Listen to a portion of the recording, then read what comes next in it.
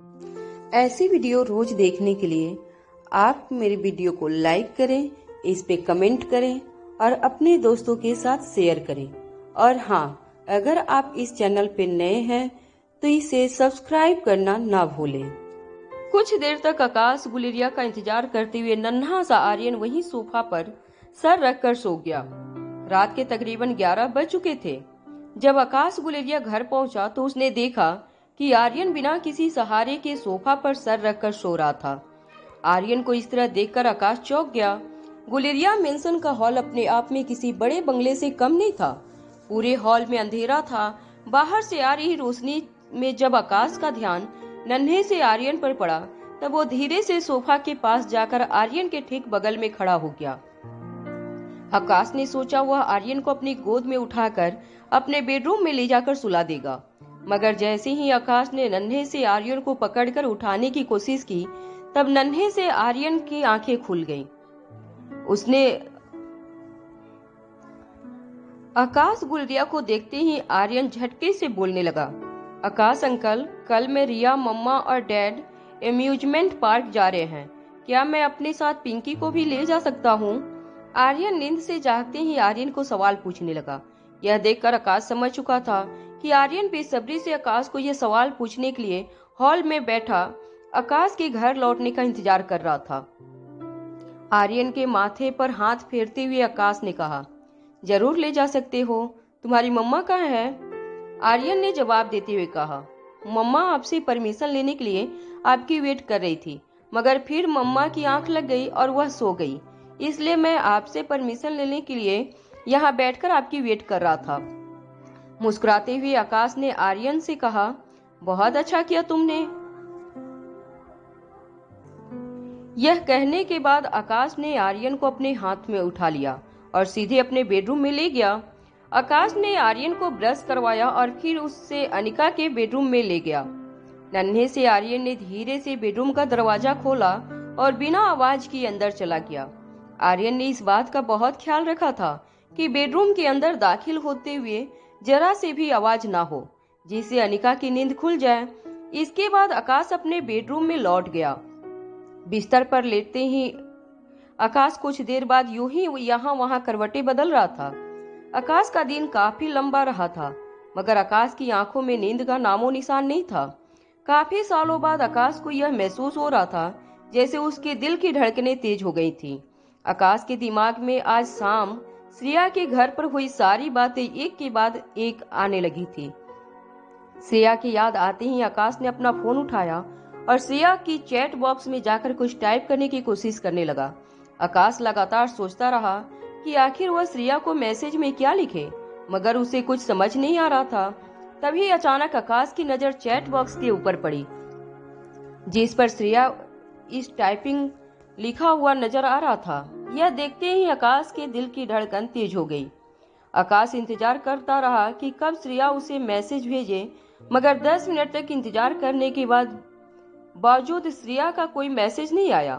तब आकाश ने सामने से श्रेया को मैसेज करते हुए पूछा, क्या तुमने मेरे लिए कोई गाना लिखा है?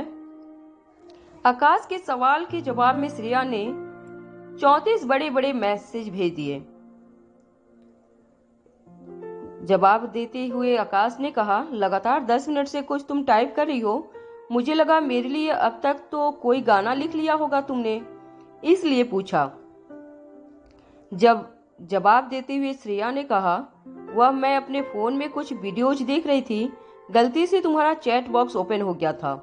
आकाश अच्छी तरह जानता था कि श्रेया बहाना बना रही थी, मगर वह श्रेया की बात को झुठलाना नहीं चाहता था। आकाश ने श्रेया से पूछा, कौन सी वीडियो देख रही थी तुम? श्रेया ने जवाब देते हुए लिखा, नॉर्मल डांसिंग वीडियो, अक्सर रात को सोने से पहले वही देखती हूँ। इसके जवाब में आकाश ने श्रेया से कहा, कमाल है, मुझे तो रात भर तुम्हारे बारे में सोचकर नींद ही नहीं आती। आकाश की इस मैसेज के बाद श्रेया ने अचानक ही चैट बॉक्स छोड़ दिया। आकाश श्रेया को किसी भी बात को लेकर नाराज नहीं करना चाहता था। कॉलेज के दिनों में श्रेया आकाश की छोटी सी छोटी गलती पर इतनी नाराज हो जाती थी कि कभी कभी लगातार 2 से 3 दिन तक वह आकाश से कोई बात नहीं करती थी। सालों बाद शुरू हुई बातचीत पर आकाश ब्रेक नहीं लगाना चाहता था, इसलिए आकाश ने इस बार चैट बॉक्स में लिखा, कल पिंकी, रिया, आर्यन, रोहित और अनिका के साथ अम्यूजमेंट पार्क जा रहे हैं, क्या तुम भी आना चाहोगी?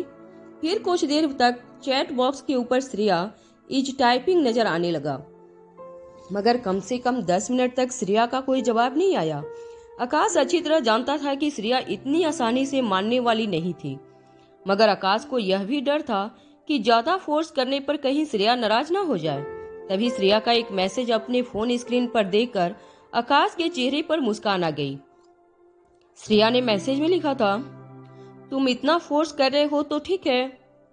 सुबह जब पिंकी को अम्यूजमेंट पार्क के बारे में पता चला तो वह काफी खुश हो गई। आकाश पिंकी को तैयार करके बाकी सब लोगों के घर पहुंचने का इंतजार कर रहा था। आर्यन भी जल्दी उठकर तैयार हो गया था।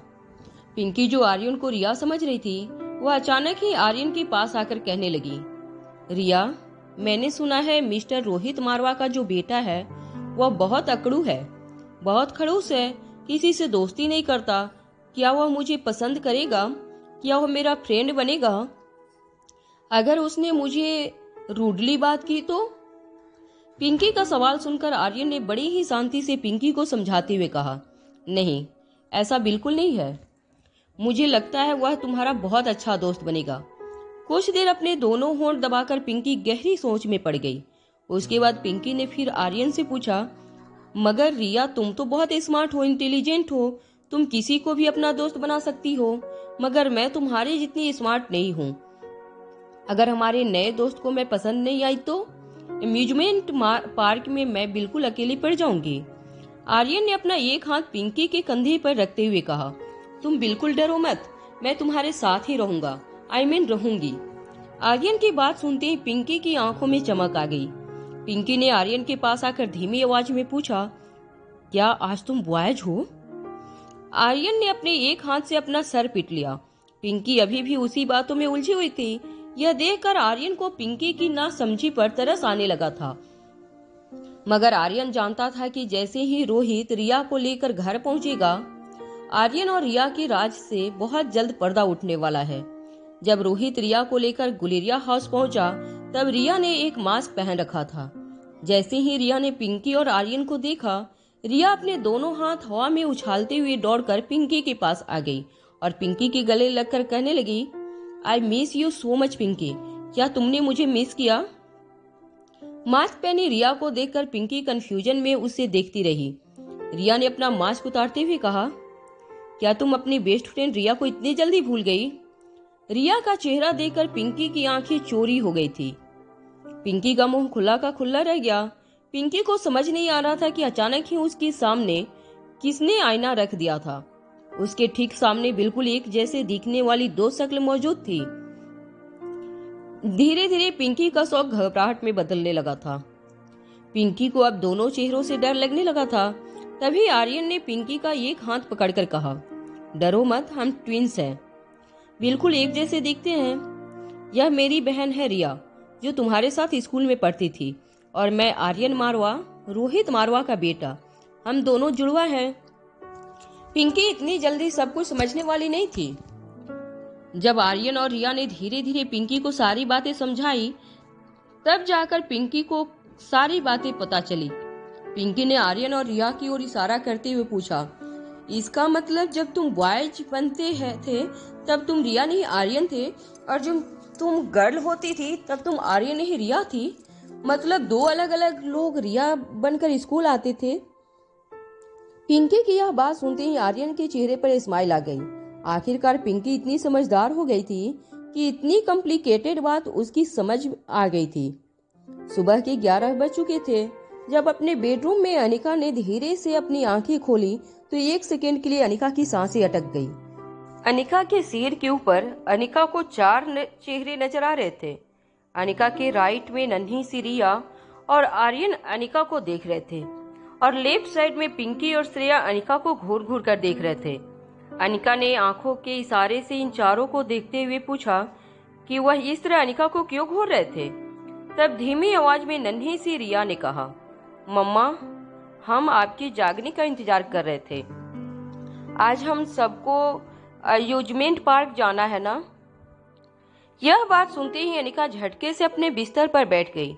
जब उसने घड़ी की ओर देखा तब अनिका को इस बात का एहसास हुआ कि सुबह के 11 बज चुके थे। अनिका ने अपना एक हाथ अपने सर पर मारते हुए श्रेया से कहा, अरे कितनी देर हो गई, तुमने मुझे पहले क्यों नहीं जगाया? आर्यन ने इस बात का जवाब देते हुए कहा, मॉम, हमें पता है कि आपके लिए आपकी नींद कितनी जरूरी है। अगर हम अम्यूजमेंट पार्क में कुछ वक्त कम गुजारेंगे तो कोई प्रॉब्लम नहीं होगी, मगर अगर आपकी नींद पूरी नहीं हुई तो आपकी हेल्थ को प्रॉब्लम जरूर हो सकती है। इसलिए हमने सोचा कि यहीं बैठकर आपका जागने का इंतजार करें। अनिका जल्दी से उठकर शावर लेने चली गई। जब अनिका तैयार होकर वॉशरूम से बाहर आई तब अनिका ने देखा कि श्रेया बच्चों के साथ बालकनी में खड़ी बातें कर रही थी। श्रेया खास तौर से पिंकी को देखकर कुछ जोक सुना रही थी। पिंकी को भी श्रेया की बातें सुनकर बहुत मजा आ रहा था। पिंकी को अनिका ने इससे पहले कभी इतना खिलखिलाकर हंसते हुए नहीं देखा था। आर्यन ने अनिका से कहा था कि नताशा पिंकी से अच्छा बर्ताव नहीं करती थी। पिंकी के रिएक्शन से यह बात साफ थी कि पिंकी श्रेया के साथ ज्यादा एक्सप्रेसिव होने लगी थी। अनिका आईने में देखकर अपने बाल बनाने लगी, मगर अनिका का ध्यान आईने से दिख रहे श्रेया और पिंकी पर था। अनिका ने गौर से दोनों को ऑब्जर्व करने लगी। अनिका और श्रेया और पिंकी का चेहरा काफी मिलता जुलता था। पिंकी की आंखें आकाश जैसी थी, कत्थई और गहरी, मगर पिंकी की नाक, उसके होंठ, उसके गाल बिल्कुल श्रेया जैसे थे। पिंकी और श्रेया को लगातार ऑब्जर्व करने के बाद अचानक ही अनिका को श्रेया और पिंकी की डीएनए टेस्ट करने की बात सूझी। अनिका के मन में यह ख्याल आते ही अनिका ने अपने ख्याल को दिल से निकाल दिया। अनिका सोचने लगी कि आखिर यह कैसे हो सकता है जो पूरी दुनिया यह बात जानती थी कि पिंकी आकाश और नताशा की बेटी थी। तैयार होने के बाद अनिका ने बालकनी में श्रेया से कहा, अब क्या बच्चों को सारा एंजॉयमेंट यहीं दे दोगी? कुछ मस्ती अम्यूजमेंट पार्क के लिए भी छोड़ दो। नन्ही श्रेया अपने दोनों हाथ हवा में उछालते हुए टेबल से नीचे उतरी और कहने लगी, या चलो सब लोग आज बहुत मजे करेंगे। जब अनिका बाकी लोगों के साथ नीचे हॉल में पहुंची तो आकाश गुलेरिया और रोहित मारवा साथ बैठे डाइनिंग टेबल पर चाय पी रहे थे। यह नजारा देखकर बड़े से बड़ा पॉलिटिशियन भी कुछ सेकंड के लिए अपनी आंखों पर विश्वास नहीं करता। देश के सबसे पावरफुल बिजनेस टाइकून एक साथ टेबल पर बैठकर चाय पी रहे थे। इन दोनों का लिया हुआ एक डिसीजन देश की इकोनॉमी पर बहुत गहरा असर डाल सकता था। श्रेया और अनिका यह नजारा देखकर कुछ एक दूसरे को देखकर मुस्कुराने लगे। जैसे ही अनिका डाइनिंग टेबल के पास आई, अनिका को देखते हुए रोहित ने आकाश से कहा, लो आ गई अनिका। माफ करना मिस्टर गुलेरिया, वह क्या है ना, अनिका की नींद पूरी ना हो तो उसके हेल्थ पर इसका बहुत बुरा असर पड़ सकता है। माफ कीजिएगा, आपको वेट करना पड़ा। रोहित के मुंह से यह बात सुनते ही आकाश ने अपना चाय का कप टेबल पर रखते हुए कहा, मिस्टर मारवा, अनिका मेरी बहन है और उसकी नींद की वजह से अगर आपको कोई तकलीफ हुई हो तो मैं आपसे माफी मांगता हूँ। मुस्कुराते हुए रोहित ने आकाश से कहा, देखिए वह मेरे बच्चों की माँ है, माफी मुझे मांगनी चाहिए। आकाश ने अपनी आवाज ऊंची करते हुए कहा, मिस्टर मारवा, शायद आप नहीं जानते कि अनिका करण गुलेरिया की बायोलॉजिकल औलाद है और इस घर की इकलौती बेटी। माफी तो मैं भी मांग लूंगा। अनिका पर किसका हक ज्यादा है, इस बात को लेकर आकाश और रोहित के बीच तकरार होने लगी। दोनों की ईगो बैटल न सिर्फ अम्यूजमेंट पार्क जाने का प्लान बर्बाद कर सकती थी, बल्कि दोनों की टक्कर पूरे देश की इकोनॉमी को हिला सकती थी। रोहित और आकाश डाइनिंग टेबल पर एक दूसरे के सामने खड़े रहकर अपनी छाती फुलाए एक दूसरे को देखने लगे। देखने वाले को ऐसा लग रहा था जैसे दोनों के बीच का टकराव बहुत जल्द दुनिया में तीसरे विश्व युद्ध को जन्म दे सकता था।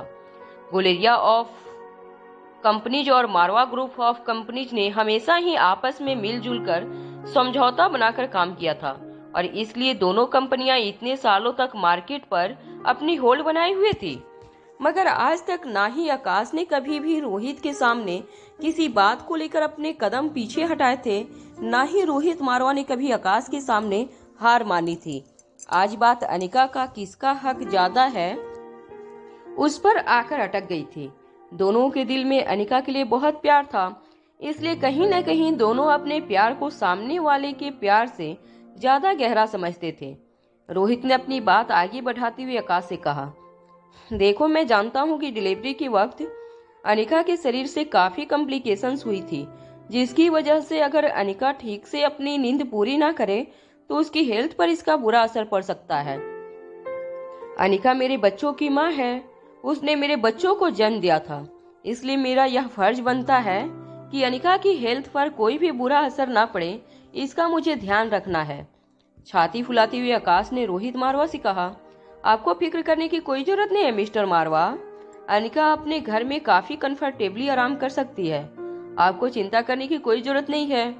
आखिर इंसान सबसे ज्यादा कंफर्टेबल पूरी दुनिया में अपने घर पर ही तो होता है, और आप अच्छी तरह जान चुके हैं कि यह घर अनिका का है और इस पर घर की बेटी। आकाश बार बार रोहित को यह याद दिलाना चाहता था कि अनिका गुलेरिया हाउस में महफूज थी और गुलेरिया हाउस ही अनिका का असली घर था। इससे पहले कि रोहित आकाश गुलेरिया के सामने अनिका पर अपना हक जमाता, मजबूत होने का दावा करता, अचानक ही रोहित के दिमाग में एक बात आई। रोहित को इस बात का एहसास हुआ कि वह इस वक्त गुलेरिया ग्रुप ऑफ कंपनी के हेड आकाश गुलेरिया से बात नहीं कर रहा था, वह बात कर रहा था अपने होने वाले साले से, यानी कि अनिका के भाई से।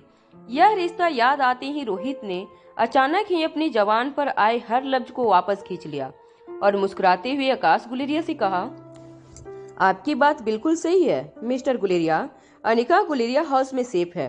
यह सोचकर ही मुझे रात को अच्छी नींद आती है, और मैं यह भी जानता हूँ कि गुलेरिया हाउस की सिक्योरिटी सिस्टम इस देश की सबसे बेहतरीन सिक्योरिटी सिस्टम में से एक है। And last but not least, आपके होते हुए मुझे अनिका की फिक्र करने की कोई जरूरत नहीं, यह बात मैं अच्छी तरह जानता हूँ। रोहित के मुंह से यह सारी बातें सुनकर आकाश का सीना गर्व से चौड़ा हो गया। इतने सालों में पहली बार उसे यह महसूस हो रहा था कि उसने मारवा ग्रुप ऑफ कंपनी के हेड रोहित मारवा पर जीत हासिल की थी। वहां रोहित मारवा ने यह सब कुछ इसलिए कहा था क्योंकि वह आकाश गुलेरिया के साथ अपने संबंध बिगाड़कर अपनी और अनिका की शादी में किसी भी तरह की प्रॉब्लम खड़ी करना नहीं चाहता था। एसटीआर केस के पास खड़ी अनिका अच्छी तरह यह बात समझ चुकी थी कि रोहित ने आकाश के सामने अपने कदम पीछे क्यों हट आए थे। यहाँ अनिका के अलावा कोई और लड़की होती तो रोहित मारवा का यह जाग देखकर जरूर इम्प्रेस हुई होती, मगर अनिका सबसे अलग थी।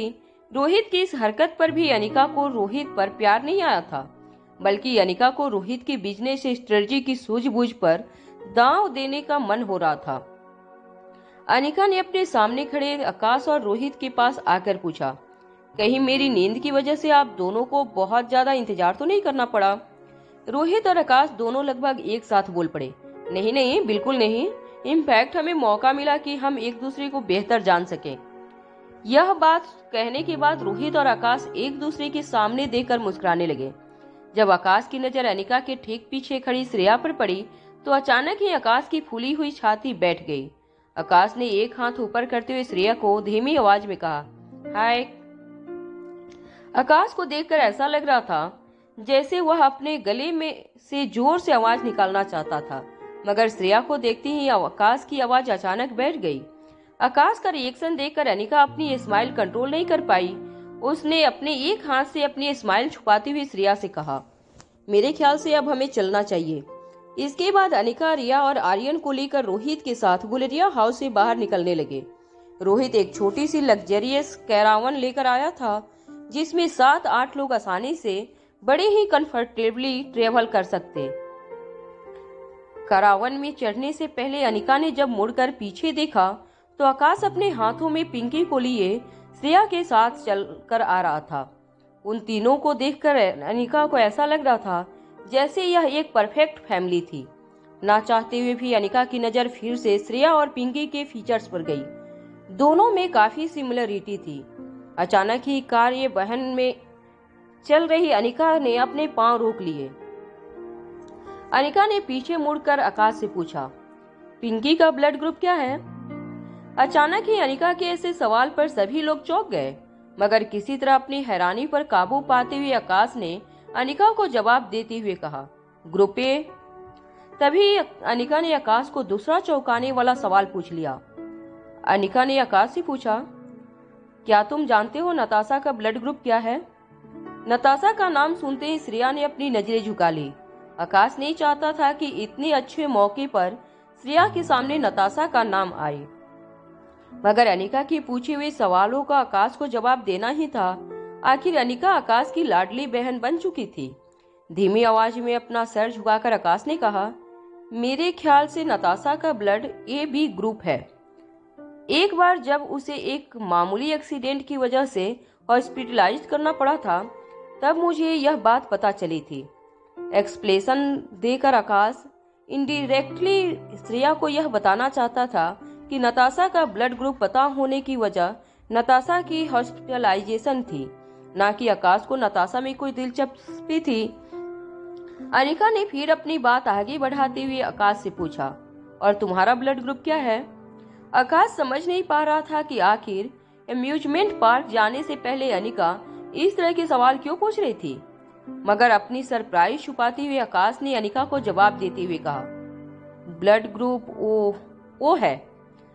अनिका मन ही मन सोचने लगी कि अगर आकाश का ब्लड ग्रुप ओ है और नताशा का ये भी, तो चांसेस हो सकते थे कि उसकी बायोलॉजिकल औलाद का ब्लड ग्रुप दिए हुए हो।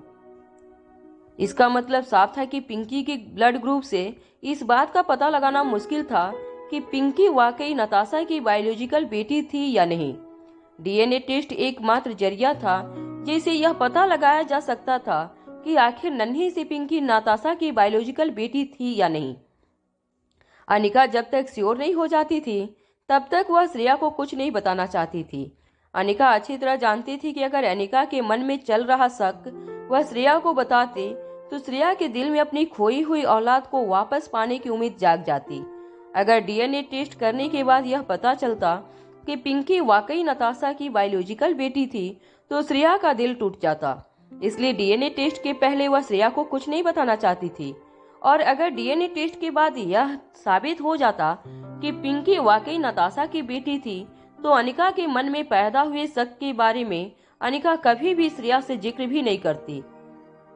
जब अनिका के सारे सवाल खत्म हो गए, तब अनिका रिया और आर्यन को लेकर कार्रवाई के अंदर चली गई।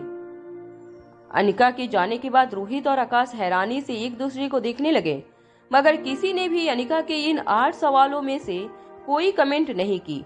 एक के बाद एक सभी लोग कार्यवान के अंदर चले गए। कार्बन में आगे की तरफ 2 सिंगल सीट थी और पीछे एक काफी आरामदायक सोफा बना हुआ था, जिस पर आमने सामने तकरीबन 4 लोग बड़े आरामी से बैठ सकते थे। आकाश ने श्रेया को इशारा करते हुए सामने वाले सिंगल सीट पर बैठने को कहा। आकाश का इशारा देखते ही श्रेया भी बिना सोचे बड़ी कैजुअली अपनी सीट पर जाकर बैठ गई, जहां रोहित ने भी सिंगल सीट की ओर इशारा करते हुए अनिका से बैठने को कहा था। अनिका भी बड़ी कैजुअली सिंगल सीट पर जाकर बैठ गई। दरअसल रोहित और आकाश दोनों लड़कियों को आराम देना चाहते थे, इसलिए बच्चों को लेकर पीछे बने सोफा सेंटर पर जाकर बैठ गए। वन चला रहा ड्राइवर यह नजारा देखकर हैरान रह गया। देश के सबसे ताकतवर बिजनेसमैन इस वक्त एक साथ उसकी बहन में बैठे थे, और उस ड्राइवर ने हमेशा ही देखा था कि इतने बड़े लोग जब वैन में बैठे थे तब हमेशा ज्यादा कंफर्टेबल सिंगल सीट पर ही बैठते थे, मगर इन दोनों बिजनेस टाइकून में वह सिंगल सीट लड़कियों को ऑफर कर दी थी। कम पढ़ा लिखा वैन का ड्राइवर मन ही मन लड़कियों को पूछने लगा। ड्राइवर ने सोचा कि बच्चों को संभालने की जिम्मेदारी लड़कियों को उठानी चाहिए थी और साहब लोगों को सिंगल सीट पर बैठना चाहिए था।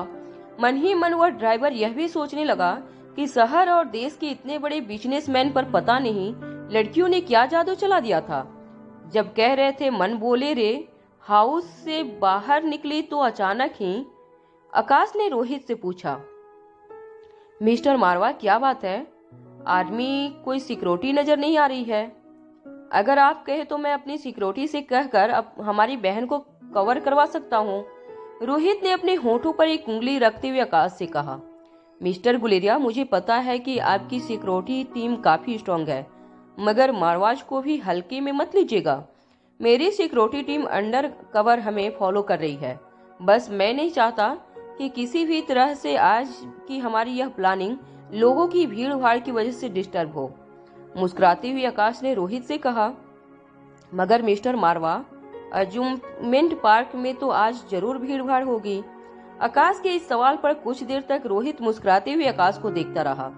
तभी आकाश को इस बात का अंदाजा हुआ कि जिस अम्यूजमेंट पार्क में वह लोग जा रहे थे वह park Guleria group of company ने बनवाया था।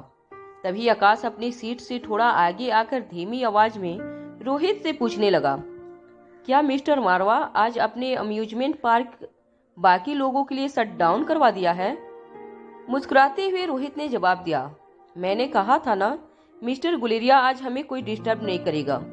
इसके बाद रोहित ने खड़े होकर सबके बीच आकर कहा, मुझे लगता है अम्यूजमेंट पार्क जाने से पहले हम सबको खाना खा लेना चाहिए ताकि एंजॉय करने की हम सब में ताकत रहे। रोहित अच्छी तरह जानता था कि अनिका लेट जागी थी और अम्यूजमेंट पार्क जल्दी निकलने के चक्कर में अनिका ने नाश्ता भी नहीं किया था। सभी लोगों ने रोहित की इस बात को अग्री किया। इत्तेफाक के ठीक बाहर एक बड़ी सी रेस्टोरेंट थी। पूरे पार्क में बाहर के लोगों की एंट्री बंद करवा दी गई थी। रेस्टोरेंट्स भी पूरी तरह से क्लियर करवाया गया था। रोहित ने पूरे दिन के लिए पूरा अम्यूजमेंट पार्क रेस्टोरेंट के साथ बुक कर लिया था। रेस्टोरेंट में जब सब लोग डाइनिंग टेबल पर बैठे तब एक के बाद एक वेटर गर्मा गर्म फ्रेश बनाई हुई रेसिपी एक के बाद एक लाकर टेबल पर रखने लगे। अनिका को जोरों की भूख लगी थी, इसलिए अनिका ने पहले ही अपने प्लेट में अपना मनपसंद खाना ले लिया और बड़े बड़े निवाले बनाकर खाने लगी। रोहित ने अनिका को रोकते हुए कहा, आराम से खाओ, वरना बच्चे तुम्हें देखेंगे तो इसी तरह खाना सीख जाएंगे। अनिका को रोहित को टोकना अच्छा नहीं लगा था, मगर रोहित की बात में सच्चाई थी। कुछ ही देर में खाना खाने के बाद पूरी टीम सिक्योरिटी चेक के होते हुए अम्यूजमेंट पार्क के अंदर दाखिल हुई। सारे बच्चे इस पूरे के पूरे पार्क को अपने लिए बुक देखकर खुशी से नाचने लगे। पिंकी को खुश देखकर श्रेया के चेहरे पर भी स्माइल आ गई। पिंकी को नोटिस करते हुए अनिका ने श्रेया को देख लिया था। तभी अचानक एक बात अनिका के दिमाग में बिजली की तरह चमकी। अनिका ने आर्यन का हाथ पकड़ा और बाकी सबसे दूर ले जाकर आर्यन से कहने लगी, क्या तुम किसी को बिना पता चले मेरे लिए उसका सैंपल ला सकते हो? नन्हा सा आर्यन शौक होकर अपनी मॉम को देखने लगा। आर्यन बड़ी बड़ी आंखों से हैरान होकर अनिका को देखता रहा।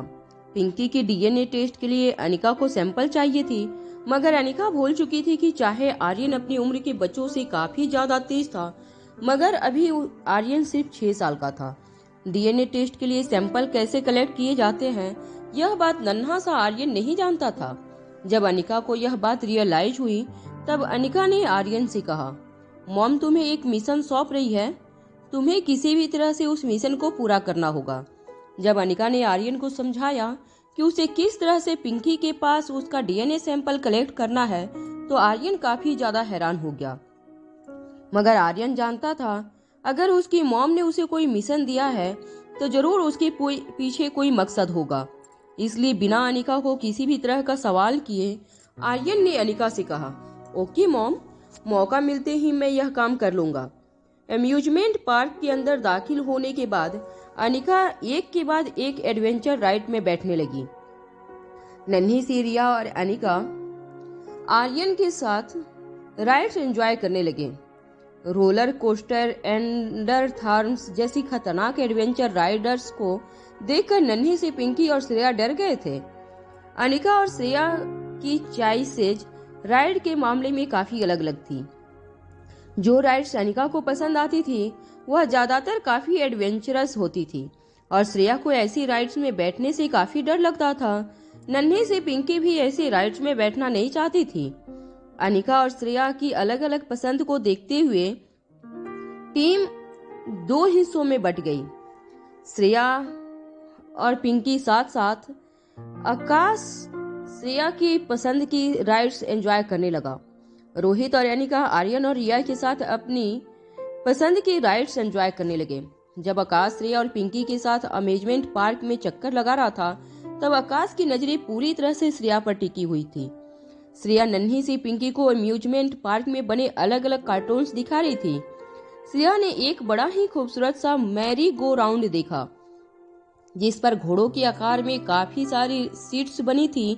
श्रेया को मैरी गो राउंड्स में बैठना बहुत पसंद था, मगर इससे पहले कि श्रेया मैरी गो राउंड्स की ओर इशारा करती, नन्ही सी पिंकी ने मैरी गो राउंड्स की ओर इशारा करते हुए कहा, श्रेया टीचर, क्या हम उस मैरी गो राउंड्स में बैठ सकते हैं? पिंकी की बात सुनते ही श्रेया ने पिंकी को अपने हाथों में उठा लिया और गाल चूमते हुए कहा, मैं भी अभी वही कहने वाली थी, चलो चले। मैरी गो राउंड्स के अंदर पहुंचती ही श्रेया ने बड़े ही ध्यान से घोड़े पर नन्ही सी पिंकी को बिठाया। अम्यूजमेंट पार्क के स्टाफ ने पिंकी की सीट बेल्ट लगाकर उसे एक बार अच्छी तरह चेक किया। पिंकी के ठीक बगल वाली घोड़ी पर श्रेया बैठी और दोनों के ठीक पीछे आकाश बैठ गया। अम्यूजमेंट पार्क के स्टाफ मेंबर ने श्रेया, पिंकी और आकाश की तस्वीरें लेना शुरू कर लिया। जब वो अपने कमरे में तस्वीरें खींच रहा था, तब अचानक ही उसके मुंह से एक बात निकल गई, जिसे सुनकर श्रेया के गाल शर्म से लाल हो गए। उस लड़के ने कहा, आप तीनों की फैमिली बहुत अच्छी है।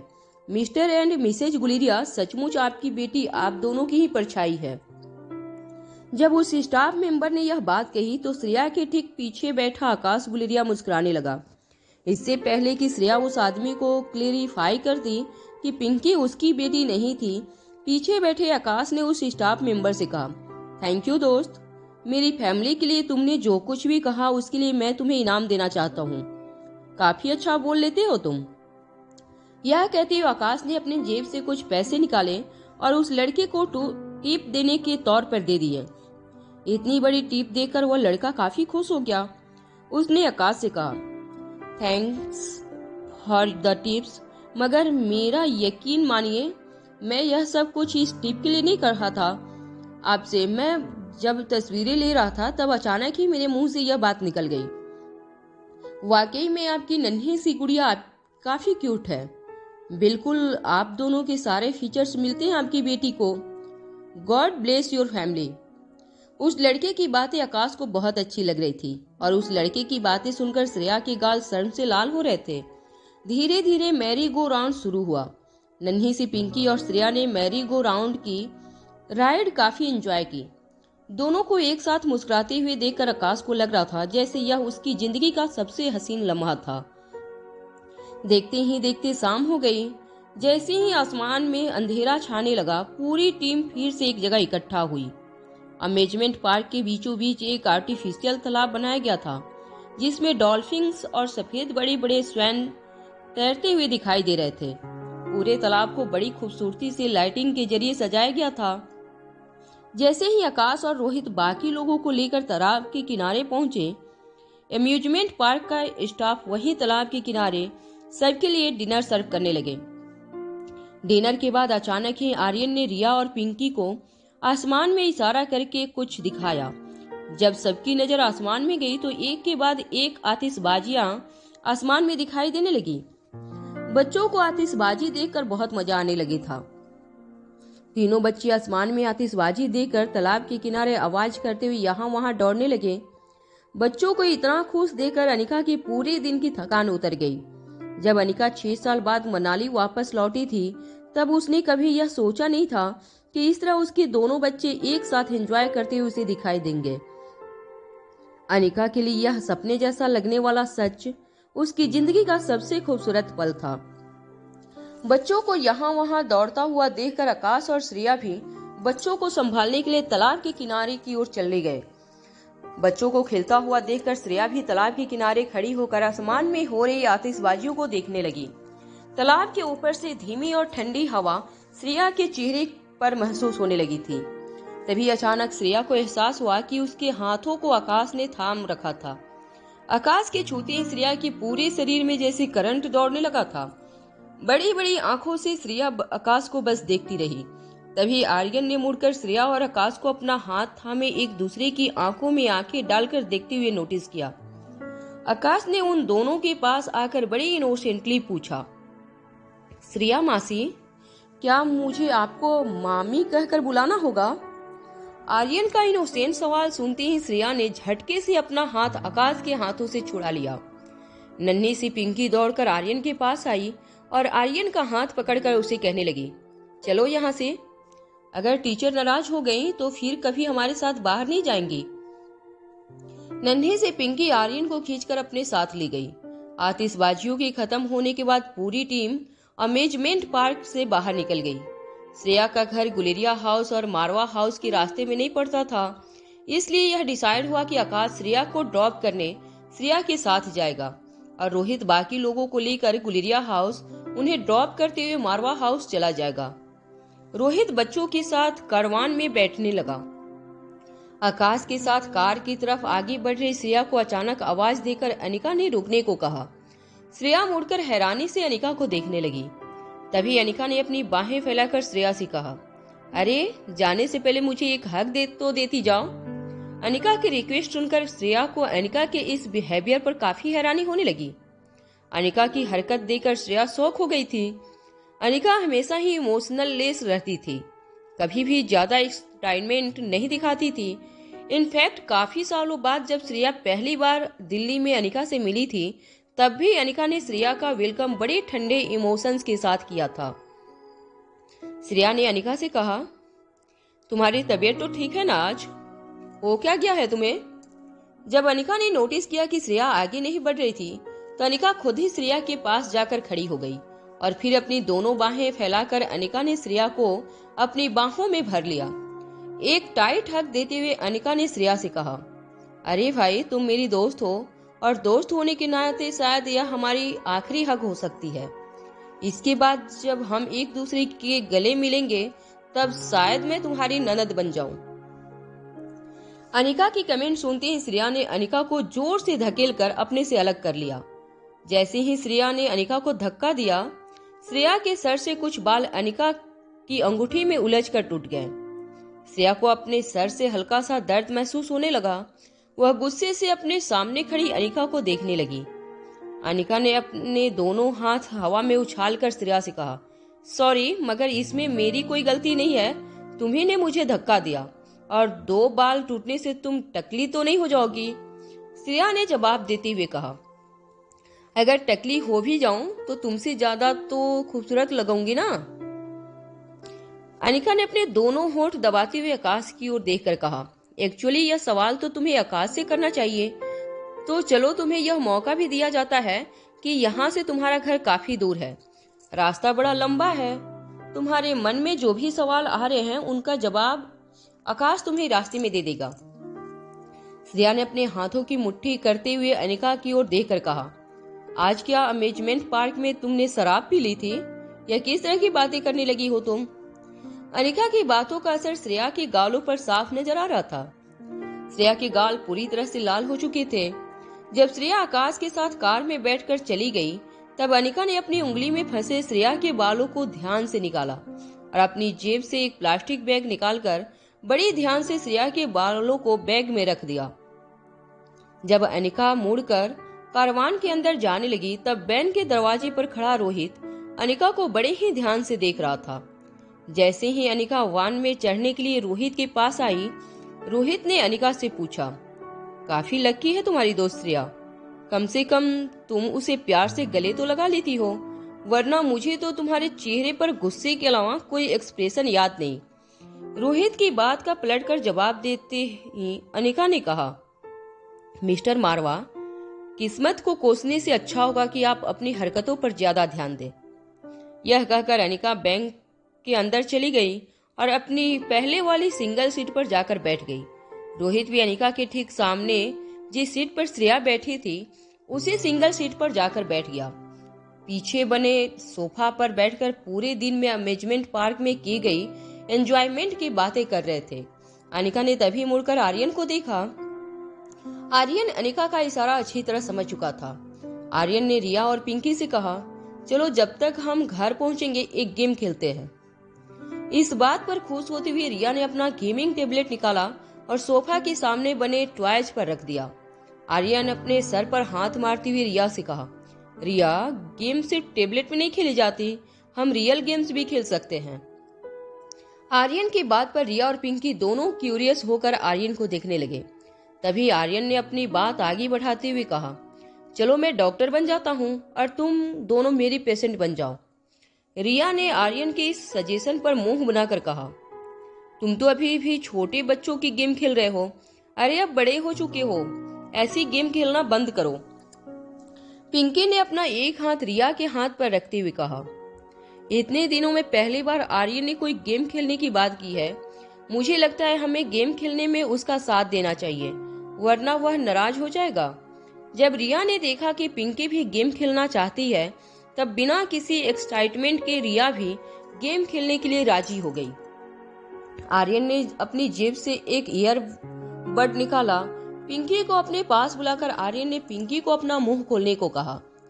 जैसे ही पिंकी ने अपना मुंह खोला, आर्यन ने ईयरबड पिंकी के मुंह में डालकर पिंकी के सलाइवा का सैंपल ईयरबड में कलेक्ट कर लिया और एक प्लास्टिक बैग में उसे संभाल कर रख लिया। प्लास्टिक बैग को अच्छी तरह से आर्यन ने जिप लॉक कर दिया और उस छोटी सी प्लास्टिक बैग को संभाल कर अपनी जेब में रख लिया। वह सारी चीजें अनिका ने पहले से आर्यन को दे रखी थी। अनिका ने पहले ही आर्यन को समझा रखा था कि किस तरह उसे पिंकी का डीएनए सैंपल कलेक्ट करना है। जैसे ही डीएनए सैंपल को आर्यन ने अपनी जेब में हिफाजत से रखा, आर्यन ने अपनी तरह देख रही अनिका की और थम्स अप का इशारा कर दिया। रिया ने आर्यन से कहा, चलो अब गेम भी तो आगे बढ़ाओ, हमें क्या करना है। रिया की बात सुनते ही आर्यन ने कहा, मुझे भी लगता है कि यह गेम बहुत ही चाइल्डिश है, हमें यह गेम नहीं खेलना चाहिए। तुम चाहो तो अपने टेबलेट पर गेम खेल सकती हो।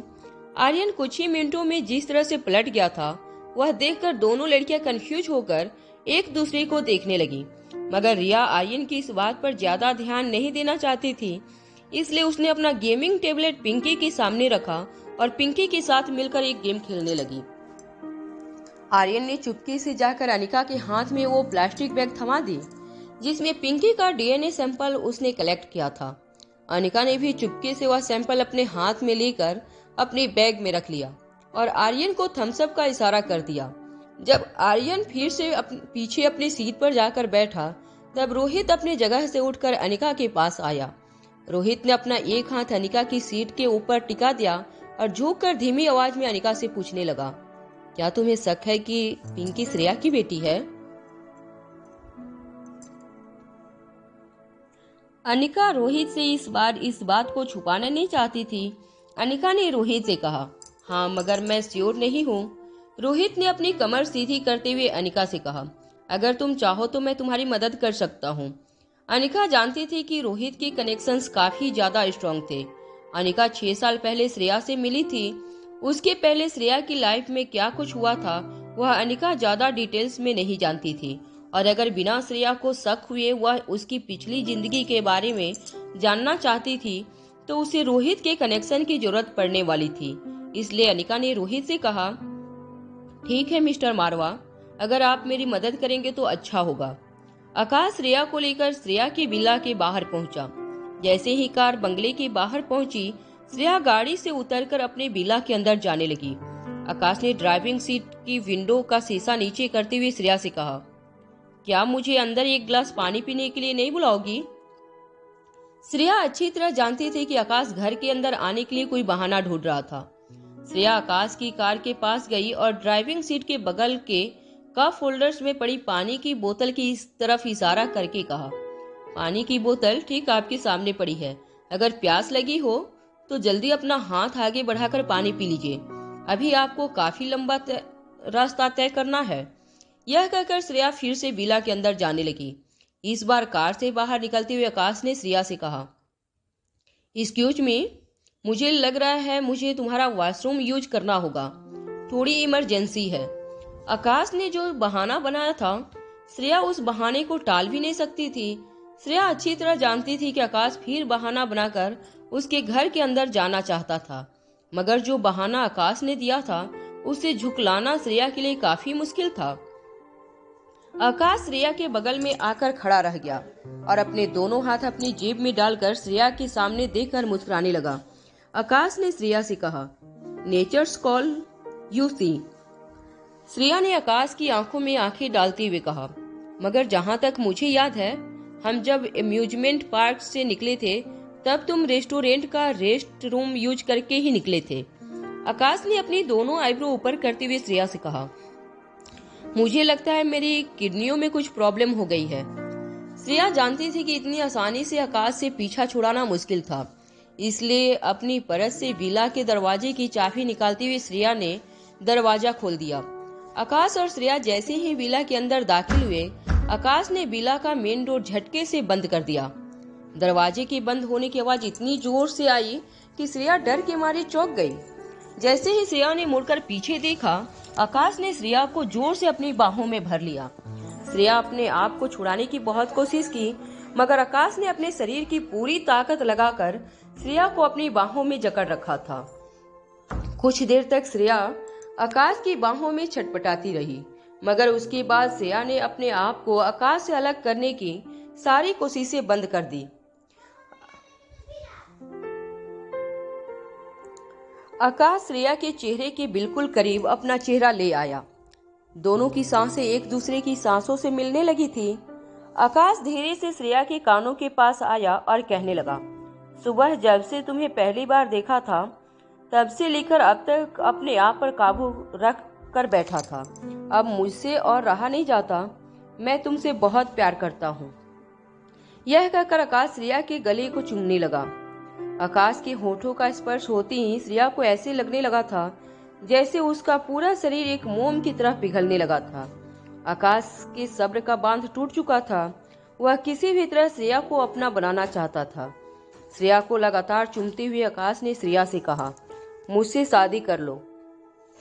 तुमसे दूर रहकर मैंने अपनी जिंदगी की काफी साल बर्बाद किए हैं, और अब एक दिन भी तुमसे दूर रहकर मैं जिंदा नहीं रह सकता। मुझसे शादी कर लो। हमेशा हमेशा के लिए मेरी बन जाओ। मुझे अपना लो। मुझे तुम्हारे प्यार की जरूरत है। पिंकी को तुम्हारे प्यार की जरूरत है।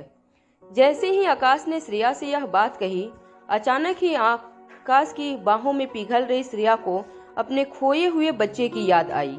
श्रेया को लगा कि उसका खोया हुआ बच्चा भी कहीं न कहीं यह सोच रहा होगा कि जब उसे उसकी माँ की सबसे ज्यादा जरूरत है, तभी उसकी माँ उसके पास मौजूद नहीं है। श्रेया को आकाश के साथ वह सारी खुशियां मिल रही थी जो इतने सालों से श्रेया ने मिस की थी, मगर अपने खोए हुए बच्चे को खुश देखे बिना श्रेया अपने लिए खुशियां नहीं चाहती थी। श्रेया ने झटके से आकाश को अपने से दूर कर लिया। श्रेया के चेहरे पर मासूमी देखकर आकाश ने सोचा कि शायद उसने पिंकी की जिम्मेदारी उठाने की बात करके बहुत जल्दीबाजी कर दी थी। श्रेया के एक्सप्रेशन देखकर आकाश को लगा कि शायद श्रेया पिंकी की सौतीली मां बनकर पिंकी की जिम्मेदारी उठाने को तैयार नहीं थी, मगर आकाश ये भी जानता था कि वक्त के साथ श्रेया पिंकी के साथ भी जरूर इमोशनली जुड़ जाएगी। आकाश मन ही मन सोचने लगा कि अभी उसके प्यार को पाने में उसे और इंतजार करना होगा। जहां 6 साल उसने श्रेया के लिए इंतजार किया था, वहां कुछ महीने और सही। आकाश निराश और हताश श्रेया को अकेला छोड़कर बिल्ला से बाहर चला गया। जब श्रेया ने आकाश की कार को जाते हुए देखा, तब श्रेया को इस बात का एहसास हुआ कि शायद आकाश को यह लग रहा होगा कि श्रेया को पिंकी की जिम्मेदारी उठाना पसंद नहीं था, मगर श्रेया के दिल में कोई और बात चल रही थी। श्रेया आखिर अपने दिल की बात आकाश को बताती। गुलेरिया हाउस पहुंचने के बाद वेन से उतरकर रोहित रिया को लेकर अपनी कार की ओर जाने लगा और अनिका पिंकी और आर्यन को लेकर गुलेरिया हाउस के अंदर जाने लगी। तभी अचानक रिया ने पीछे से अनिका को आवाज लगाते हुए कहा, आई विल मिस यू मम्मा। रिया की आवाज सुनते ही अनिका तेजी से रिया के पास गई और रिया को गले लगाकर अनिका ने रिया के गालों को चूमना शुरू कर दिया। अपनी मम्मा का प्यार देखते हुए नन्ही सी रिया ने अनिका से कहा, मुझे डैड के घर पर काफी मजा आता है। डैड मेरी हर डिमांड पूरी करते हैं। तुम्हारी तरह डांटते भी नहीं हैं, और मैं चाहूँ उतनी गेम्स खेल सकती हूँ, मगर उनके घर पर मैं आपको बहुत मिस करती हूँ। क्या आप भी मुझे मिस करती हो मम्मा? नन्ही सी रिया के दिल में अपने लिए प्यार देखकर अनिका ने रिया को कसकर अपनी बाहों में भर लिया और कहा, मम्मा लव्स रिया वेरी मच, और मम्मा आपको सिर्फ इसलिए डांटती है क्योंकि मम्मा को पता है कि आपके लिए क्या अच्छा है और क्या बुरा। जब आप मम्मा के साथ नहीं होती तो मम्मा आपकी सारी शैतानियां बहुत मिस करती हैं। नन्ही सी आर्यन भी रिया और अनिका के पास आकर खड़ा हो गया। अनिका ने दोनों बच्चों को अपने एक एक हाथ में पकड़कर दोनों बच्चों को बारी बारी गालों पर किस किया। जब अनिका दोनों बच्चों को प्यार करने के बाद फिर से खड़ी हुई, तब अनिका के ठीक सामने आकर रोहित खड़ा हो गया। रोहित ने अपने दोनों हाथ फैलाकर अनिका से कहा, आज मेरी जिंदगी का सबसे अमेजिंग दिन रहा। Thank you for that. Rohit ने अपनी बाहें फैला रखी थी। रोहित मन ही मन चाहता था कि अनिका उसे भी आकर उसी तरह हक करे जिस तरह अभी कुछ ही देर पहले उसने रिया को हक किया था। मगर अनिका ने अपने दोनों हाथ जोड़ते हुए रोहित से कहा, मिस्टर मारवा, मुझे भी आज बहुत मजा आया। Thank you for wonderful treat. यह कहते हुए अनिका आर्यन का हाथ पकड़कर गुलेरिया हाउस के अंदर जाने लगी। अनिका को अंदर जाते हुए देखकर रोहित अपने एक हाथ से अपना सर खुजलाने लगा। रोहित ने बड़ी ही धीमी आवाज में अनिका को देखते हुए कहा, हाउ अनरोमांटिक। इसके बाद रोहित नन्ही सी रिया को लेकर कार में बैठकर गुलेरिया हाउस से बाहर निकल गया। जैसे ही अनिका आर्यन को लेकर गुलेरिया हाउस पहुंची, अनिका ने देखा कि राजलक्ष्मी जिस गेस्ट रूम में रुकी थी उस कमरे की लाइट ऑन थी। इसका मतलब राजलक्ष्मी जाग रही थी।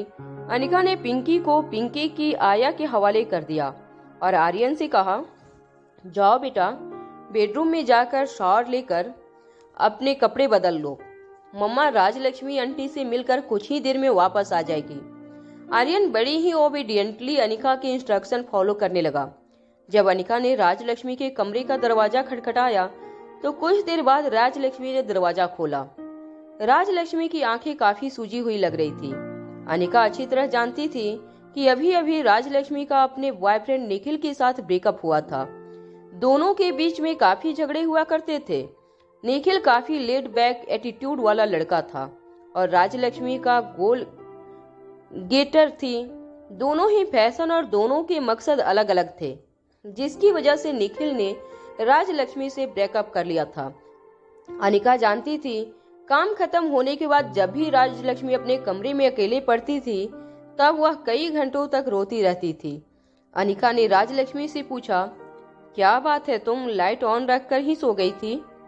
जवाब देती हुई राजलक्ष्मी ने दबी हुई आवाज में कहा, आप काम ही इतना देती हैं कि बिस्तर पर लेटते ही नींद आ जाती है। कहाँ होश रहता है कि लाइट ऑन है या नहीं। जब राजलक्ष्मी बेंगलुरु से दिल्ली आई थी तब से लेकर अब तक अनिका ने राजलक्ष्मी को काफी बिजी रखा था। अनिका की अपॉइंटमेंट शेड्यूल करना, जिस पेशेंट को डॉक्टर अमृता की जरूरत नहीं थी उन्हें ट्रीट करना, पेंडिंग मेल्स और सजेशंस मांग रहे इमरजेंसी पेशेंट को जवाब देना, हर काम राजलक्ष्मी की कंधों पर आ गया था। और राजलक्ष्मी पिछले कई सालों से अनिका के असिस्टेंट की जिम्मेदारी बहुत अच्छी तरह निभा रही थी। अनिका राजलक्ष्मी को बाकी असिस्टेंट डॉक्टरों के मुकाबले काफी हाई सैलरी भी दिया करती थी। न सिर्फ इतना, मगर अनिका राजलक्ष्मी को कभी यह महसूस नहीं होने देती थी कि वह उसकी एम्प्लॉय है। अनिका ने राजलक्ष्मी को हमेशा एक दोस्त की तरह ट्रीट किया था। राजलक्ष्मी की आंखों में नींद देखकर अनिका कुछ देर तक अपनी बात कहने में झिझक रही थी। राजलक्ष्मी ने अनिका की हेबिटेशन देखकर अनिका से पूछा, क्या हुआ? क्या कोई अर्जेंट काम है जो तुम मुझे देना चाहती हो? कुछ देर सोचने के बाद अनिका ने अपनी बैग से पॉलीथीन की 2 छोटी बैग निकाली। जीप लॉक वाली बैग के अंदर ईयरबड्स रखे हुए थे और एक बैग में श्रेया के 2 बाल रखे थे। सैंपल को देखते ही राजलक्ष्मी ने अपनी आंखें ऊपर चढ़ा ली। राजलक्ष्मी ने अपने सर पर हाथ मारती हुई अनिका से कहा, अरे भाई, अब किसका डीएनए टेस्ट करवाना है तुम्हें? सब कुछ तो पता चल गया है तुम्हें अपने बारे में। अब कौन से गड़े मुर्दे उखाड़ने की बाकी है? अनिका जानती थी कि राजलक्ष्मी काफी थक चुकी थी। राजलक्ष्मी के कंधों पर हाथ रखते हुए अनिका ने कहा, यह बहुत जरूरी है मेरे लिए। अनिका की आंखों में रिक्वेस्ट देखकर राजलक्ष्मी ने अनिका से पूछा, अब कौन सा रिलेशनशिप टेस्ट करना है तुम्हें? जवाब में अनिका ने कहा, माँ बेटी होने का रिलेशनशिप टेस्ट है यह। अनिका के मुंह से यह सुनते ही राजलक्ष्मी की आधी बंद आंखें पूरी तरह खुल गई। राजलक्ष्मी ने अनिका से कहा, अब यह क्या नया चक्कर है? क्या तुम्हारी माँ भी तुम्हारी असली माँ नहीं थी? कोई और तुम्हारी बायोलॉजिकल माँ है? अनिका, क्या तुम जानती हो तुम दुनिया की सबसे ज्यादा कॉम्प्लिकेटेड इंसान हो। राजलक्ष्मी की इरिटेशन अनिका अच्छी तरह समझ सकती थी। अनिका जानती थी कि राजलक्ष्मी को किस तरह काम करने के लिए मोटिवेट किया जा सकता था। अनिका ने राजलक्ष्मी से कहा, अगर यह तुमने मेरा यह काम किया तो अगले महीने तुम्हारी 5 छुट्टियां पक्की। छुट्टियों के बारे में सुनते ही राजलक्ष्मी के चेहरे पर चमक आ गई। राजलक्ष्मी ने दोनों पॉलीथीन बैग्स अपने हाथ में लेकर अनिका से कहा, ठीक है बॉस, अगर आप मुझे छुट्टियां देने वाली हैं तो जरूर मैं आपका यह काम करूंगी। पिछले कुछ दिनों से मैंने इतने डीएनए टेस्ट किए हैं कि मुझे लगता है कि मैं डॉक्टर कम कोई लेबोरेटरी की पैथोलॉजिस्ट ज्यादा हूँ। ठीक है, कल सुबह तक मैं तुम्हें बता दूंगी इस डीएनए टेस्ट का क्या रिजल्ट आया है। अनिका राजलक्ष्मी को थैंक्स कहकर वापस अपने बेडरूम में चली गई। डीएनए सैंपल लेने के बाद राजलक्ष्मी फ्रेश होकर लेबोरेटरी जाने के लिए गुलेरिया हाउस से बाहर निकली। जैसे ही वह पार्किंग लॉट में जाकर अपनी कार में बैठने लगी, उसे अचानक ही अपने सामने से एक परछाई गुजरती हुई दिखी। राजलक्ष्मी उस परछाई को देखकर डर गई, मगर किसी तरह हिम्मत करके राजलक्ष्मी ने उस परछाई का पीछा किया। राजलक्ष्मी जब उस परछाई के बेहद करीब पहुंची, राजलक्ष्मी ने अपने सामने जो देखा उसे देखकर राजलक्ष्मी के मुंह से चीख निकल गई। जैसे ही राजलक्ष्मी जोर से चीखी, उसके मुंह पर एक हाथ आ गया। राजलक्ष्मी के सामने खड़ा आदमी उसे चीखने से मना कर रहा था। राजलक्ष्मी के सामने जो इंसान खड़ा था वह और कोई नहीं बल्कि मयूर गुलेरिया था। मयूर ने एक बड़ी सी हॉडी शर्ट पहन रखी थी, जिसकी वजह से उसका चेहरा आधा ढका हुआ नजर आ रहा था। जब अंधेरे में राजलक्ष्मी की नजर मयूर पर पड़ी तो एक सेकेंड के लिए राजलक्ष्मी को लगा जैसे उसने कोई भूत देख लिया था। राजलक्ष्मी ने कभी पहले मयूर को देखा नहीं था। मयूर अक्सर अपने सारे काम सीक्रेटली करता था और गुलेरिया परिवार के अलावा बाकी के लोगों के सामने ज्यादातर दिखाई भी नहीं देता था। जब से करण गुलेरिया ने मयूर को अनिका की सेफ्टी की जिम्मेदारी सौंपी थी, तब से मयूर अनिका की सेफ्टी को लेकर एक्स्ट्रा अलर्ट हो गया था और इसीलिए रात को भी गुलेरिया हाउस के बाहर मयूर दुश्मनों पर नजर बनाए हुए था। राजलक्ष्मी ने झटके से अपना हाथ अपने मुंह से हटाते हुए कहा, क्या तुम कोई चोर हो? यहाँ चोरी करने आए हो? इससे पहले कि मयूर राजलक्ष्मी की बात का जवाब देता, राजलक्ष्मी ने अपनी पर्स से फोन निकाला। इससे पहले कि राजलक्ष्मी पुलिस को कॉल लगाती, मयूर ने राजलक्ष्मी का फोन छीनते हुए कहा, अरे नहीं, मैं क्या तुम्हें कोई चोर दिखाई देता हूँ? राजलक्ष्मी ने नोटिस किया था कि मयूर ने उसके पास से उसका फोन छीन लिया था। घबराकर राजलक्ष्मी ने अपने कदम पीछे लिए और मयूर से कहा, इसका मतलब तुम कोई बहुत बड़ी क्रिमिनल हो? मुझे तो लगता है कि गुलेरिया परिवार के दुश्मनों ने तुम्हें यहाँ भेजा है। देखो, मुझे कमजोर मत समझना, मैं पेशे से एक डॉक्टर हूँ, मगर कुंग फू फराटे अच्छी तरह जानती हूँ। अगर तुमने इस घर में किसी को नुकसान पहुंचाने की कोशिश भी की तो याद रखना, मैं तुम्हें छोड़ूंगी नहीं। मयूर राजलक्ष्मी की बातें सुनकर न सिर्फ हैरान हो रहा था, मगर मयूर को राजलक्ष्मी की बहादुरी पर ताजुब भी होने लगा था। मयूर ने गुलेरिया, जो अपने आप को दिल्ली में दीदी और डिफेंडिंग चैंपियन के बाद सबसे ताकतवर फाइटर समझता था, उसने राजलक्ष्मी की ओर देखकर चुटकी बजाते हुए कहा, मेरे साथ फाइट की बात मत करना, वरना बहुत पछताओगे। राजलक्ष्मी ने भी पलटकर जवाब देते हुए कहा, पछतावा तो तुम्हें होना चाहिए, अच्छे भले दिखते हो, हाथ पांव सलामत है तुम्हारे, फिर इस तरह के काम क्यों करते हो? शक्ल तो अच्छी दे रखी है भगवान ने, अगर ट्राई करो तो छोटी मोटी मॉडलिंग भी कर सकते हो। इस तरह पैसे वालों के घर में घुसकर लूटपाट करने की क्या जरूरत है तुम्हें? राजलक्ष्मी का एक्सप्रेशन सुनकर मयूर को अपनी सफाई देने के लिए शब्द नहीं मिल रहे थे। मयूर बस अपने दोनों हाथ हवा में उछालकर हैरानी से राजलक्ष्मी को देखता रहा। राजलक्ष्मी ने अपनी बात आगे बढ़ाते हुए कहा, देखो, तुम यह सब काम करना छोड़ दो। अगर तुम्हें पैसे चाहिए तो हर महीने मैं तुम्हें पॉकेट मनी दे दिया करूंगी, जब तक तुम कोई ढंग का काम नहीं ढूंढ लेते। जब राजलक्ष्मी ने मयूर से यह कहा तो मयूर से रहा नहीं गया। मयूर ने कहा, वाह मैडम, तुमने समझ क्या रखा है मुझे? तुम जानती हो मेरे पास कितना पैसा है? मयूर गुलेरिया की बात काटते हुए राजलक्ष्मी ने कहा, जरूर बहुत होगा। अमीर घरों में डाका डालने से जो जाते हो, पैसा जरूर बनाया होगा तुमने, मगर ऐसा पैसा किसी काम का जो तुम्हें समाज में इज्जत भी ना दिला पाए। देखो, मैंने तुमसे कहा ना, मैं एक डॉक्टर हूँ।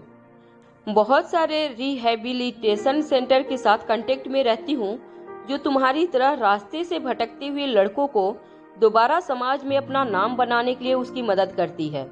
मयूर शौक होकर कहने लगा, देखो मैडम, तुम तमीज से बात करो, मुझे इस तरह की मदद की कोई जरूरत नहीं है। मगर राजलक्ष्मी ने मयूर की बातों को इग्नोर करते हुए कहा, देखो, मैं तुम्हें अपना कार्ड देती हूँ, तुम मुझे कभी भी कांटेक्ट कर सकते हो, मैं जरूर तुम्हारी मदद करूंगी। जैसे ही राजलक्ष्मी ने अपनी पर्स से अपना विजिटिंग कार्ड निकालकर मयूर को ऑफर किया, मगर जब राजलक्ष्मी ने अपनी नजरें उठाकर देखा तो उसकी आंखों के सामने से मयूर गायब हो चुका था। राजलक्ष्मी शौक होकर गुलेरिया हाउस के पार्किंग लॉट में यहाँ वहां देखने लगी। उसे समझ नहीं आ रहा था कि आखिर कुछ ही सेकेंड में मयूर उसकी आंखों के सामने से गायब कैसे हो गया था। राजलक्ष्मी के मन में एक बार फिर ख्याल आया कि अभी अभी जो लड़का पार्किंग लॉट में उसे मिला था, वह सचमुच कोई इंसान था या कोई भूत जो पलक झपकते ही गायब हो गया। अनिका जब अपने बेडरूम में सोने की तैयारी कर रही थी, तब राजलक्ष्मी ने अनिका को मैसेज करके बताया कि अनिका को आज रात अलर्ट रहना होगा, क्योंकि गुलेरिया हाउस में एक चोर घुस आया है। राजलक्ष्मी ने मैसेज में यह भी लिखा था कि अगर वह घुसपैठिया पकड़ा जाए तो उसे पुलिस के हवाले मत करना। काफी अच्छे खानदान का लड़का लगता है वह, उसे सही रास्ते पर ले जाने के लिए राजलक्ष्मी उसकी मदद करेगी। यह मैसेज पढ़कर अनिका मन ही मन हंसने लगी। अनिका अच्छी तरह जानती थी कि गुलेरिया हाउस की सिक्योरिटी बहुत ज्यादा टाइट थी। बिना इजाजत किसी भी घुसपैठिए का गुलेरिया हाउस में दाखिल होना नामुमकिन था। अनिका जानती थी राजलक्ष्मी जिस घुसपैठिए के बारे में बात कर रही थी वह और कोई नहीं बल्कि मयूर गुलेरिया था। तभी अनिका के बेडरूम के दरवाजे पर किसी ने धीरे से नॉक किया। जब अनिका ने दरवाजा खोला तो हॉडी को घूंघट की तरह पहने हुए मयूर गुलेरिया अनिका के बेडरूम के बाहर खड़ा था। जैसे ही अनिका ने दरवाजा खोला, मयूर गुलेरिया ने अपने चेहरे से अपना हॉडी हटाया और धीमी आवाज में अनिका से कहने लगा, चलो, हमें चैंपियनशिप अरीना पहुंचना है। मयूर की बात सुनकर अनिका हैरान रह गई। अनिका ने मयूर से कहा, मगर मैंने कल खुद ऑर्गेनाइजिंग टीम से बात की थी, मुझे एक दिन की छुट्टी चाहिए। आज हम कोई मैच नहीं खेलने वाले थे क्योंकि मुझे बच्चों के साथ अम्यूजमेंट पार्क जाना था। फिर अचानक उन्होंने हमारी मैच कैसे रख ली। यहाँ वहाँ देखते हुए मयूर ने अनिका से कहा, चैंपियनशिप अरीना हमें मैच खेलने नहीं जाना बल्कि किसी की मैच देखने जाना है। मयूर की बात सुनकर अनिका चौंक गई। अपनी बात आगे बढ़ाते हुए मयूर ने कहा, आज विक्रम की टीम की मैच है, हमें कल उसके साथ फाइट करनी है, तो आज हमें उसकी फाइट को ऑब्जर्व करना बहुत जरूरी है। दुश्मन के साथ अगर लड़ना है तो उसकी कमजोरी, उसकी ताकत, दोनों के बारे में अच्छी तरह जान लेना बहुत जरूरी होता है। यह बात मुझे ब्रह्मपुत्र एकेडमी की दीदी को बताने की जरूरत नहीं है। अनिका ने मयूर के कंधे पर हाथ रखते हुए कहा, तुमने बिल्कुल सही कहा, बिल्कुल सही जा रहे हो। अपनी आइडियल दीदी के मुंह से अपने लिए तारीफ सुनकर मयूर का सीना गर्व से चौड़ा हो गया। अनिका ने अपनी बात आगे बढ़ाते हुए मयूर से कहा, तो ये काम करो, तुम जाकर विक्रम की टीम की फाइट ऑब्जर्व करो, मुझे बाद में डिटेल्स बता देना, इस वक्त मुझे सोना है। अनिका की बात सुनकर इस बार मयूर गहरी सोच में पड़ गया। अनिका कल रात को भी जल्दी सोई थी, आज देर से जागी थी और फिर जल्दी सोने जा रही थी। मयूर के लिए यह समझना मुश्किल हो गया था कि इतनी बड़ी जीनियस डॉक्टर, एक चैंपियनशिप फाइटर, इतनी सोच और जी कैसे हो सकती थी। मगर अनिका के सामने यह सारी बातें करने की हिम्मत मयूर में नहीं थी। इसलिए अनिका की बात मानते हुए मयूर अकेला ही चैंपियनशिप अरीना जाने के लिए गुलेरिया हाउस से निकल गया। जब मयूर चैंपियनशिप अरीना पहुंचा तो लैला और उसके साथी अपनी फाइट खत्म करके विक्रम और उसके साथियों की फाइट देखने के लिए रिंग के आसपास जमा हुए थे। मयूर ने कुछ देर लैला और ब्रह्मपुत्र एकेडमी के बाकी साथियों से बात की और विक्रम की फाइट देखने के लिए रिंग के पास एक कोने में अकेला जाकर बैठ गया। मयूर ने अपने हाथों में एक नोटपैड और एक पेन भी पकड़ रखी थी ताकि वह दुश्मन की हर चाल, उनकी हर ताकत और हर कमजोरी को अच्छी तरह नोट कर सके। कुछ ही देर में विक्रम और उसके दो अफ्रीकन साथी रिंग में उतरे। पिछली बार की तरह ही विक्रम और उसके साथी जरूरत से ज्यादा कॉन्फिडेंस लग रहे थे। तीनों रिंग में अलग अलग कोने में जाकर अपने हाथ हवा में हिला हिलाकर स्टैंड में बैठे क्राउड को कह रहे थे, इस बार चैंपियनशिप की विनर एकेडमी अनाउंस हो चुकी है। इस रिंग में जो भी चैंपियनशिप बनेगा इस साल वह फाइटर क्लब का ही मेंबर होगा, हम तीनों में से एक। विक्रम के अफ्रीकी दोस्त अफ्रीका की आदिवासी भाषा में जोर जोर से स्टैंड में बैठे लोगों से कुछ कह रहे थे। भले ही ऑडियंस के लोगों को उनकी भाषा समझ नहीं आ रही थी, मगर उनके एक्सप्रेशन और उनके तेवर देखकर यह जरूर समझ में आ रहा था कि वह दिल्ली के लोगों को ललकार रहे थे। बार बार कह रहे थे कि है किसी भी दिल्ली वासी को ताकत जो रिंग में उतरकर उन्हें हरा सके। जितने भी लोग चैंपियनशिप देखने आए थे वह सब अफ्रीकी पहलवानों की इस बात को लेकर मन ही मन नाराज हो रहे थे। बाहर के मुल्क से आए दो लोग रिंग में खड़े होकर दिल्ली के लोगों को चैलेंज दे रहे थे और उनके साथ मिलकर दिल्ली का विक्रम भी उनकी इस बात में उन्हें सपोर्ट दे रहा था। स्टैंड में बैठे लोग जरूर यहाँ फाइटर्स के बीच में होने वाली टक्कर का मजा लेने आए थे, मगर बात जब उनके शहर की इज्जत पर आई थी तो सब लोग एक साथ शांत हो गए। जब रेफरी ने विक्रम की टीम के सामने वाली टीम को रिंग में बुलाया तो 25 से 30 साल की उम्र के फाइटर रिंग्स में उतरे। स्वभाव से तीनों काफी शांत लग रहे थे, मगर उन तीनों की बॉडी लैंग्वेज काफी प्रोफेशनल थी। चैंपियनशिप शुरू होने से लेकर आज तक इस टीम में एक भी मैच नहीं हारी थी। तीनों सुखबीर सर की एकेडमी के स्टूडेंट थे। अटैक करना उस टीम की सबसे बड़ी स्ट्रेंथ थी। उसका डिफेंस जरूर ब्रह्मपुत्र एकेडमी के मेंबर से कमजोर था, मगर तीनों मिलकर जब अपनी अपोजिंग टीम पर अटैक करते थे तब लोग दंग रह जाते थे। तीनों के बीच में सिंक्रोनाइजेशन और कोऑर्डिनेशन कमाल का था। स्टैंड में बैठे काफी लोगों को उम्मीद थी कि सुखबीर सर की एकेडमी से आई यह टीम विक्रम की घमंडी टीम को मुंह तोड़ जवाब देगी। सारे लोग बेसब्री से फाइट के शुरू होने का इंतजार करने लगे।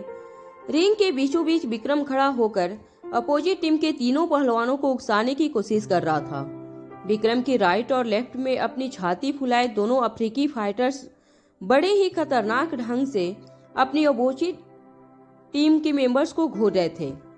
उनकी आंखों को देखकर ऐसा लग रहा था जैसे मैच शुरू होते ही वह अपने अपोजिट टीम के फाइटर्स को कच्चा चबा जाएंगे। जैसे ही रेफरी ने फाइट शुरू करने का इशारा किया, स्टैंड में बैठे सारे लोग सुखबीर सर की एकेडमी से आई टीम को चीयर करने लगे, मगर देखते ही देखते लोगों का उत्साह कम होने लगा। धीरे धीरे पूरे स्टैंड में सभी लोग बिल्कुल खामोश हो गए।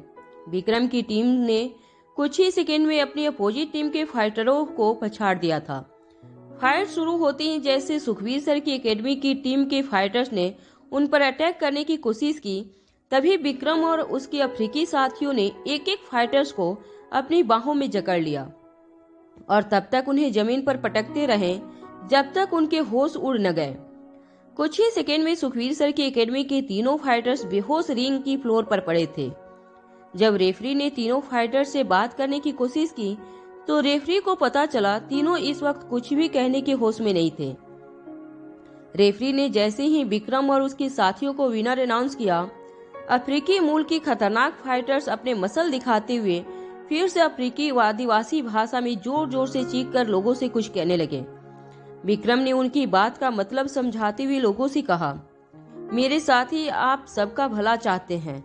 अगर आप लोग नहीं चाहते कि और खून बहे इस रिंग में, लोगों की जान पर खतरा ना मंडराए, तो आप लोग इस चैंपियनशिप का खिताब फाइटर्स क्लब को दे दीजिए, वरना हमें नहीं लगता कि दिल्ली में कोई भी ऐसा फाइटर मौजूद है जो हमसे लड़ सके।